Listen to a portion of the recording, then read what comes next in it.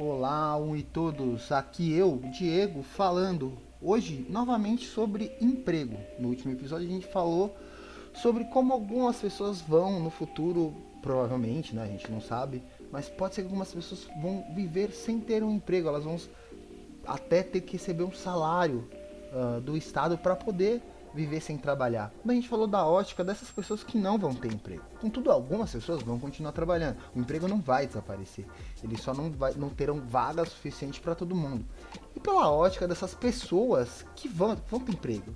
Essas pessoas com o imposto que elas vão estar pagando para poder sustentar, para ter uma renda básica para aquelas pessoas que não estão trabalhando. O que elas estão fazendo? Elas estão sustentando vagabundo?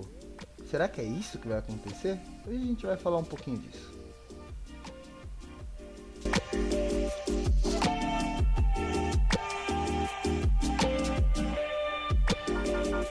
Galera, vamos ver se vocês reconhecem essa voz. Presta bem atenção no que ele está falando. Vamos ver se você consegue reconhecer quem está falando. O que o empresariado tem dito para mim, eu concordo, né? Dizendo o seguinte: o trabalhador um dia vai ter que decidir menos direito a emprego ou todos os direitos de desemprego. Vocês reconheceram quem estava falando? Um pensador, né? Um grande teórico econômico. Ele estava falando aí sobre a precarização do emprego. Era isso que era o tema. E ele estava basicamente legalizando, estava normatizando a precarização do emprego, dizendo que ela é uma fatalidade. Os empregos terão que ser precarizados. O que ele colocou como uma máxima. Não existe opção. Os empregos precisam ser precarizados, precisam pagar menos, precisam ter menos direitos. Mas vamos só pensar um pouquinho na lógica disso. Por quê? O país ele vem crescendo. Né? Ele nos últimos 2 anos cresceu. Apesar de o PIB ter caído, né, 3 anos antes, em uma sequência, nos últimos 2 anos o PIB cresceu. E se você comparar, então, com os anos 90, as empresas são muito maiores, elas faturam muito mais. Então, por que essas empresas estão faturando mais dinheiro do que elas faturavam no passado? Se o país está crescendo, por que elas têm que pagar menos? Qual é a lógica? Por que quando ela faturava menos ela conseguia pagar um salário e agora que ela está faturando mais, ela não consegue? Não existe uma lógica aí. O que existe? O que mudou? O que mudou é, como a gente conversou no último episódio, somado aos anos de recessão, especialmente no governo Dilma, o número de desempregados aumentou de uma forma tremenda. Hoje são lá 12, 13 milhões de desempregados. E a tendência para o futuro é que tenha menos emprego ainda e mais pessoas. Apesar de que o Brasil seja um país que tenha muita infraestrutura para fazer. Essa é uma questão. O Brasil tem muita infraestrutura para fazer. A gente vai falar mais disso no futuro. Então tem muita coisa para ser feita, tem muito emprego para ser gerado, tem muita coisa para ser feita no Brasil. Mas, no geral, nesse momento, e pensando nessa indústria 4.0, o que mudou? Mudou que agora tem mais pessoas para cada vaga, mais desempregados, ou seja, pessoas desalentadas que estão sem emprego. Essas pessoas elas estão dispostas a trabalhar por pouquíssimos ou nenhum direito. Quando existe a lei que proíbe que essa pessoa seja contratada sem nenhum direito, apesar dela topar. Foi isso que mudou. Ou seja, essa normatização da precarização, ela mais atende uma capacidade, uma possibilidade de precarizar o emprego do que uma necessidade de precarizar o emprego. Esse foi só uma entrada para a gente falar um pouquinho do assunto que eu quero falar no episódio de hoje, que é pensando no futuro. Como é que isso vai acontecer no futuro? Como é que essa dinâmica vai funcionar? Lembrando que eu não tenho uma bola de cristal. Isso é uma suposição a partir de vários textos, né, e módulos que as pessoas estão fazendo por aí, quem está pensando no futuro do emprego, o que eles estão falando. Então, como é que isso vai funcionar? Então, a primeira pergunta qual que é? Como eu disse, o trabalho não vai acabar, né? A teoria é que existam menos posições do que o número de pessoas. Mas algumas pessoas vão estar trabalhando, uma parcela ainda enorme da sociedade vai estar trabalhando. Essas pessoas têm que pagar um imposto maior para que as pessoas que não estão trabalhando tenham um salário básico universal, para elas é um fardo. É isso que elas estão fazendo, elas estão carregando o peso dessas pessoas que não conseguem se reposicionar no mercado, seja por impossibilidade ou por incompetência. Aí vai da cabeça da pessoa, a ótica dela daquela coisa. E não, o que vocês têm que pensar é que o salário básico universal, o que ele estaria fazendo? Ele estaria evitando e colocando um freio na precarização. É até um ponto, dizem muito isso sobre Bolsa Família, né? Apesar de não ser verdade em nenhum aspecto. Que é a pessoa ganha o Bolsa Família, daí ela não vai querer trabalhar. Como se isso fosse errado. O Bolsa Família é o básico, é o mínimo. O Bolsa Família para começar é R$50, nem é que é um grande valor. Mas aquilo ela não deveria ter que trabalhar por menos que aquilo. Então, obviamente, se alguém chega e fala assim, olha, eu prefiro ganhar do Bolsa Família do que trabalhar para ganhar, mas ela não deveria de qualquer forma. Então, vamos extrapolar para o lado negativo. Vamos colocar hoje a população desempregada do Brasil. 12 milhões de pessoas desempregadas sem nenhum tipo de assistência social. O que essas pessoas são? E, novamente, extrapolando para o lado negativo. 12 milhões de escravos em potenciais, porque entre não ter onde morar e não ter onde comer, e ter onde morar e ter onde comer, é melhor ter onde morar e ter onde comer.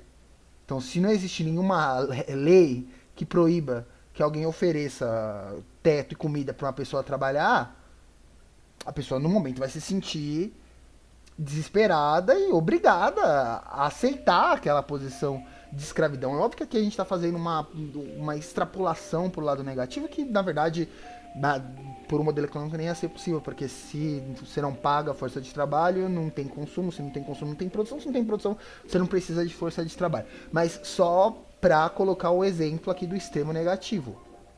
Se a pessoa não tem nenhum tipo de assistência e nenhuma regra que proíba que ela tenha um trabalho precarizado, ela é um escravo em potencial, certo? Ou seja, um salário básico universal colocaria um freio nisso. Ela tem, digamos, eu tenho ali um salário mínimo que eu recebo. Eu não vou trabalhar por menos de um salário mínimo, porque um salário mínimo já está garantido, certo? E como isso ajuda quem trabalha? Digamos que tem uma pessoa lá que está trabalhando e ganhando R$2.000 no emprego técnico ali formado pela empresa. Uma pessoa não trabalhar por menos, uma pessoa desempregada, ela não vai trabalhar por menos de um salário mínimo, certo? Hoje o salário mínimo é R$1.000, certo? Ou seja, ela não vai trabalhar por menos de R$1.000. Então a empresa teria que pagar R$1.100 para ela. Entre pagar R$1.100 para ela, que não é formada, que já não tem experiência de trabalho, e continuar com a pessoa que está ganhando R$2.000, ela vai continuar com a pessoa que está ganhando R$2.000. Contudo, se ela não ganha, não tem nenhum tipo de assistência básica, nenhum salário universal básico, ou assistência do Estado, e não existe nenhuma regra que impeça que se pague menos que o salário mínimo, e aquela pessoa está ganhando zero e desesperada, desalentada, se a empresa oferece R$400 para ela vai topar. E é negócio para a empresa, porque é uma mão de obra muito mais barata. E aquela pessoa que está trabalhando, ela também não vai ficar desalentada. Então, você entende como esse salário básico universal, ele garante que não vai haver uma grande precarização do trabalho de quem ainda está trabalhando. Ele é uma espécie de freio para a precarização, né? Ele evita que esses desalentados precarizem ainda mais, porque essa seria a lógica, as pessoas que estão trabalhando. Ou seja, elas não são fardo. É o garantidor daquele mínimo, né, do emprego. Numa lógica mais básica, é como se uma pessoa ganhasse R$1.000. Só que ela tivesse que pagar R$300 de imposto, que iria direto para uma pessoa que não está trabalhando conseguir se manter. Só que se ela não pagar esses R$300 para essa pessoa ficando com 700 para ela, aquela pessoa vai ficar com zero, ela não vai conseguir se manter.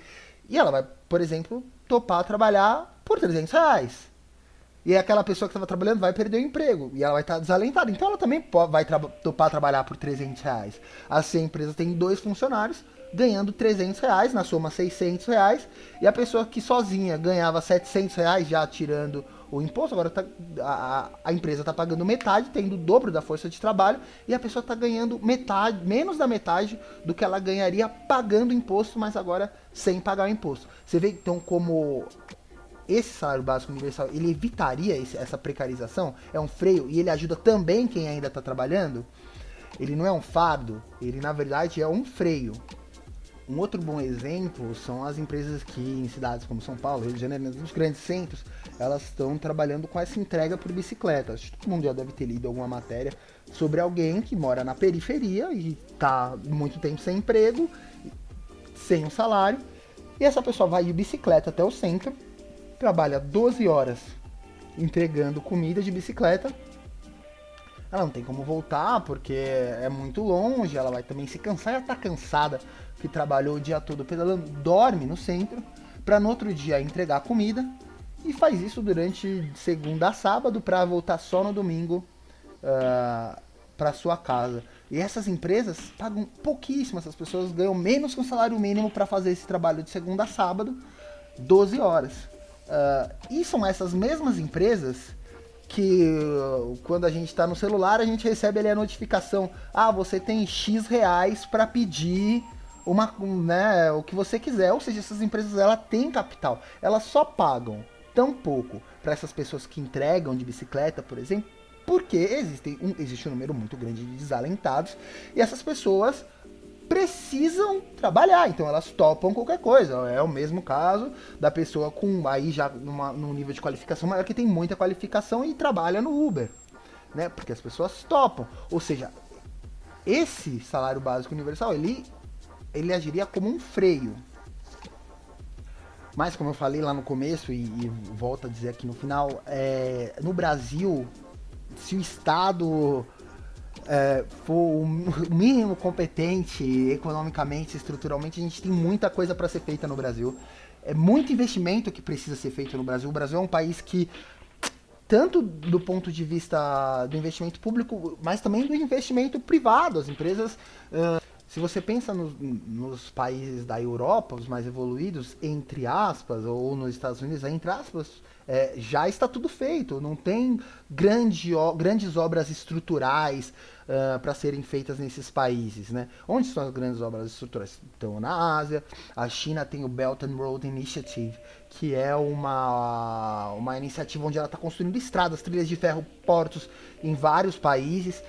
O Brasil é um país que precisa muito desse tipo de estrutura. Acho que qualquer um jogar no Google ali BR-319 e ver aquela que até dá vergonha de chamar de estrada, parece um caminho de índio. Ali precisa ser feita uma estrada. A gente tem uma necessidade de uma linha de trilhos, a gente tem necessidade de portos, tem necessidade de tudo. Então, se esse investimento fosse feito, geraria empregos, ou seja, a gente ainda está longe desse ponto de não ter emprego, mas esses investimentos eles precisam ser feitos. Mas esse foi só um parênteses, a gente pode voltar a falar disso no futuro. Hoje foi só para falar sobre, né, como que num possível cenário de salário básico universal, se ele seria um fardo para quem está trabalhando. Novamente, a gente está falando aqui com base em estudos e hipóteses, a opinião é que não. Meus caros, muito obrigado por estarem comigo aqui durante mais uma conversa. Semana que vem tem mais. Tchau, tchau.